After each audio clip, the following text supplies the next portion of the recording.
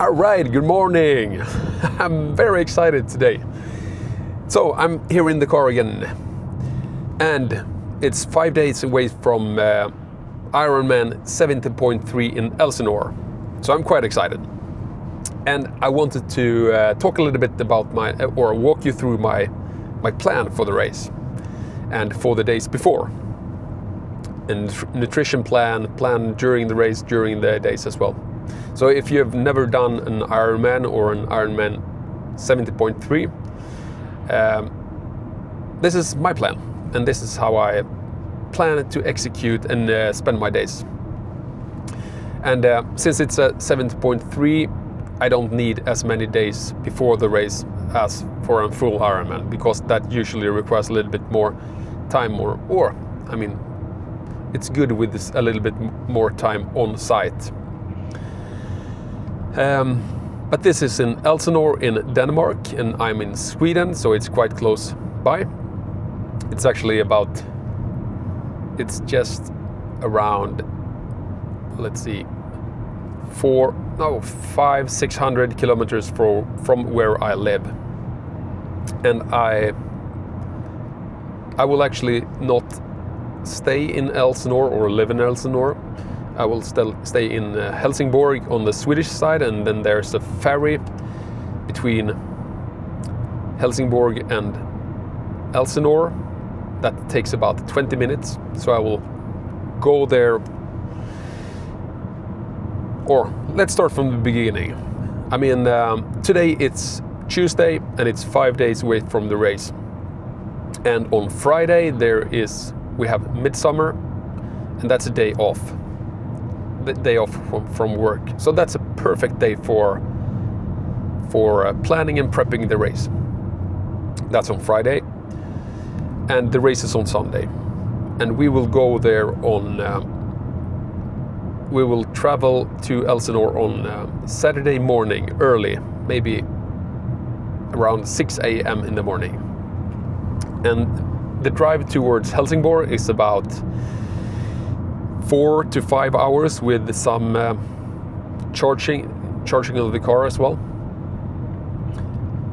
So the plan is to go there early to be able to have some lunch in Elsinore on Saturday and do some prepping with the bags, transition bags, and check in gear and the bike as well in Elsinore on Saturday afternoon. I think that closes around 5 p.m.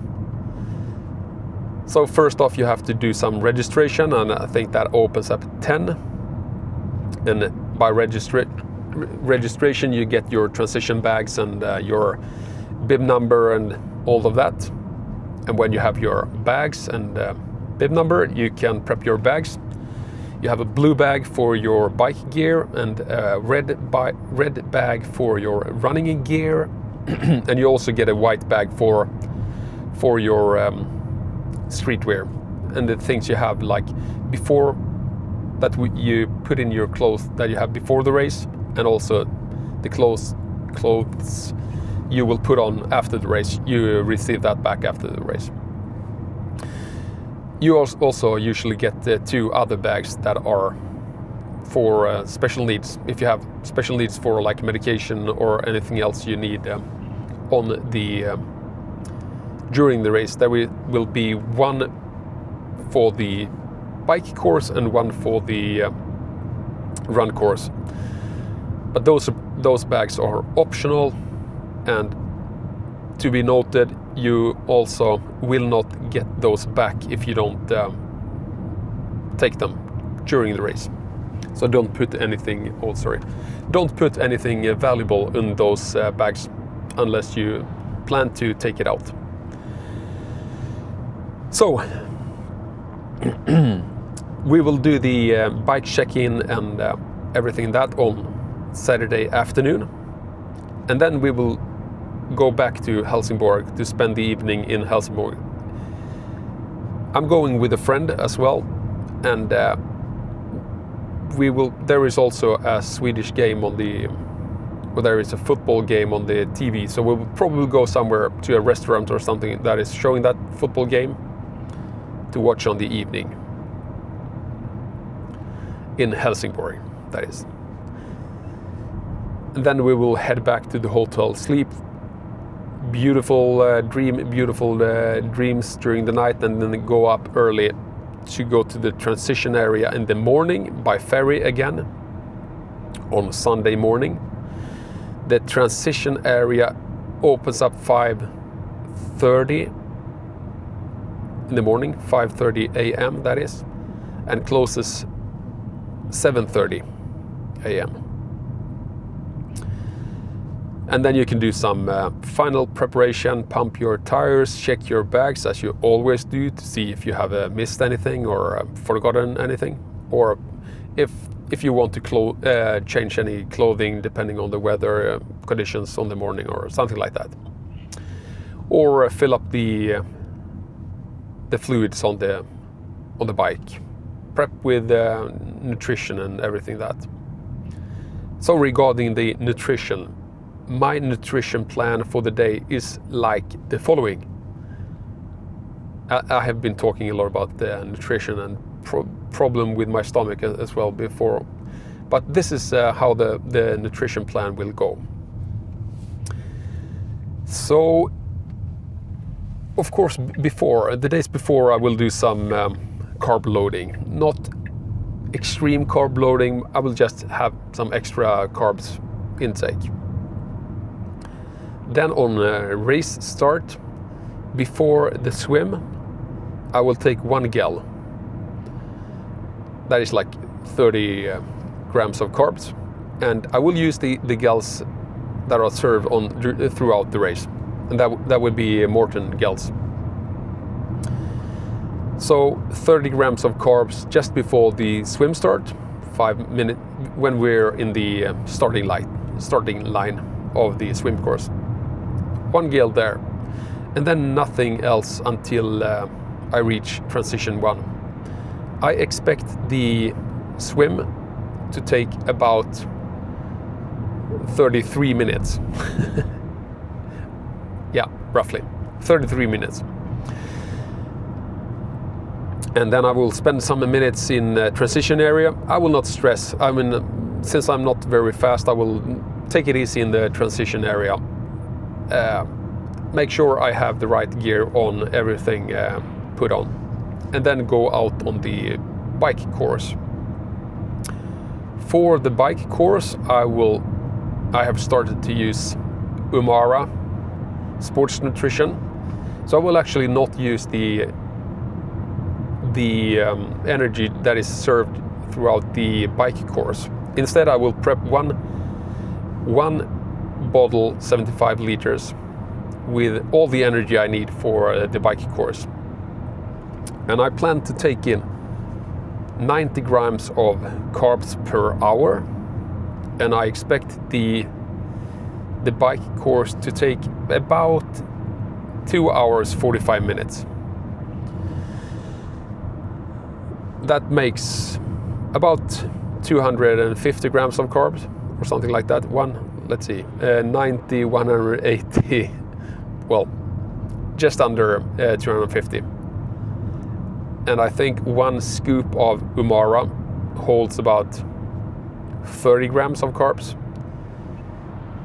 So I will probably take like 8 scoops of Umara sports drink in 1 bottle, 75 milliliters of centiliters of water. That will be not chewy, I mean, it will be quite liquidy. I have tried it, so it will work, but I will have to prep. I will not prep that in transition area. Instead, I will prep it in the morning on the hotel, because it will require some additional flags to resolve the nutrition good. So 1 bottle on my bike will be about, or just under, 250 grams of carbs, Umara sports drink. And then I actually have 2 more bottles on my bike, and that will be just water. So I have 1 on the cockpit one of these drop bottles, and I always have water in that because otherwise it's hard to clean and everything. So I leave it to water, and then I have one extra bottle on my frame that is for actually behind my saddle, that I also use for water, and that will be used to throw in to grab extra water from during the bike course. So hopefully I could, or the plan is actually to drink all of my water that I have, 1.5 liters, and add one extra bottle of water during the end of the race. Because taking in that much carbs, like 250 grams of carbs,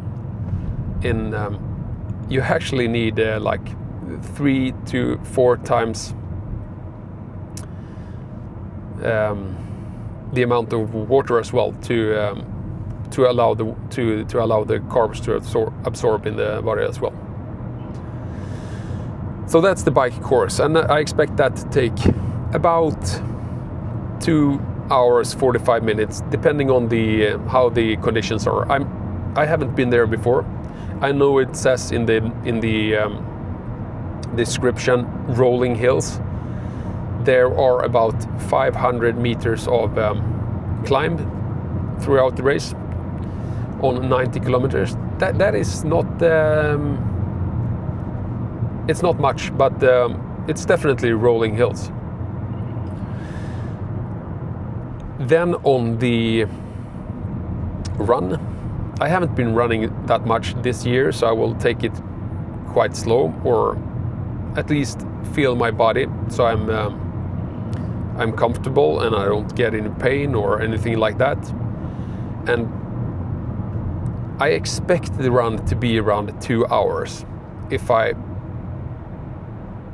If everything works out, I expect it to be about 2 hours. Then, all in all, I will finish the race in about 5 hours 30 minutes, if everything goes well. 5 hours 30 minutes. And the nutrition for the run, I plan to take in about 3 gels every hour. So like that's also 90 grams of carbs per hour. And since the nutrition stations are spaced out every second kilometers, that would be almost grabbing 1 gel every 8 station. And then I will need like 1 gel and then at least 1 cup of full cup of water to go with that. And hopefully that goes well. And then at the run course, I will use the nutrition supplied by the Ironman, and that will be as well Morten gels. And there are 2 types of Morten gels, like one with caffeine and one without. And I will probably use a mixture, 50-50 or something like that. I mean, grab one without, one with, something like that. So that's the plan. And I'm quite excited. I'm really looking forward to this race. The weather conditions are looking fabulous. It's like 20 to 22 degrees Celsius and sunny weather. The water temperature is expected to be, I haven't checked lately, but it's probably above 17 degrees Celsius. And that would be, then it's perfect. I mean, not perfect, I would of course prefer a little bit warmer, but 17 degrees is working super fine for a short 70.3 swim, 1.9 kilometers of swim. I was actually doing a short swim yesterday just to feel the water temperature just outside where I live, and then it was 16.7 degrees Celsius, and that actually felt after some prepping up and down in the water, allowing some water inside the wetsuit, it felt really comfortable swimming in that water. Of course I was cold afterwards, but during a race you get warmed up and you run after so that will not be a problem. I don't see that as a problem at all. So really looking forward. Last time I did an Ironman event, that was Ironman Kalmar back in 2025, like almost 10 months ago. So this will be fun, really fun. And this is also a very important race, even though I'm not like competing or racing or anything like that. It's actually an important race for me, because since I will be doing Kona this year, I need another validation race. So to be able to go to Kona. So and I should quickly mention I have qualified. I haven't qualified on time for Kona, but I will go to Kona this year in October, and I have this place through something called Legacy program. So I have done the Legacy program. You can apply to. Usually you can you qualify for Kona by being top 2 to 3 in every age group. And each age group is 5-year gap. So since I'm 47 years old, my age group is 45 to 50 years old. So if I would finish a race in top 2 to 3 place, top 3, I would be qualified for Kona spot. And since I'm not that fast, I'm not able to qualify like that. But they also have something called a Legacy program. And you can apply to that Legacy program if you have done 12 Ironmans or more. And also it's been 12 years since you've done your first Ironman. I have done 17 full Ironman up until now, and I think 3 half Ironman as well. So I actually applied for that a couple of years ago, and I got this spot for this year. So this year in October I will go to Kona. And when you get accepted for that Legacy program, you actually have to do 1 Ironman or 1 Ironman 70.3 each year to maintain that spot in that queue. So that's why this race is very important for me, to keep me in that spot.